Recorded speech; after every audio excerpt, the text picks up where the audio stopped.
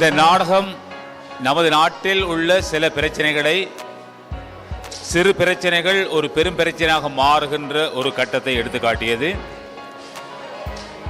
ஒவ்வொரு மதமும் சொல்லுகின்ற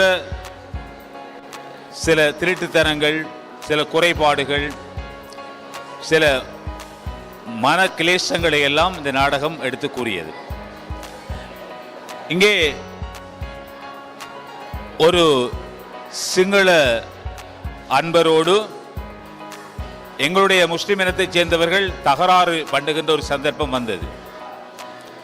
இதே போல எங்கள் நாட்டில் சிற்சில பிரச்சனைகளை எல்லாம் பெரும் பிரச்சனைகளாக மாறி இந்த மாவட்டத்திலே மாபெரும் பெரிய பிரளயங்களால் நடந்திருக்கிறது. ஆக அன்பான மாணவர்களே, நான் உங்களுக்கு சொல்லுகின்ற விடயம், இனங்களுக்கிடையில் ஐக்கியம், புரிந்துணர்வு ஏற்பட வேண்டும்.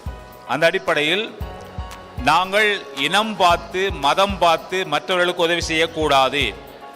நாங்கள் இந்த நாட்டிலே வாழுகின்றவர்கள் குறிப்பாக ஏனைய இனங்களோடு புரிந்துணர்வோடு வாழ வேண்டும் என்பதற்கு ஒரு சிறு கதையை, உங்களுக்கு புரியக்கூடிய ஒரு கதையை மையமாக வைத்து இங்கே விளங்கப்படுத்தியிருக்கின்றார்கள்.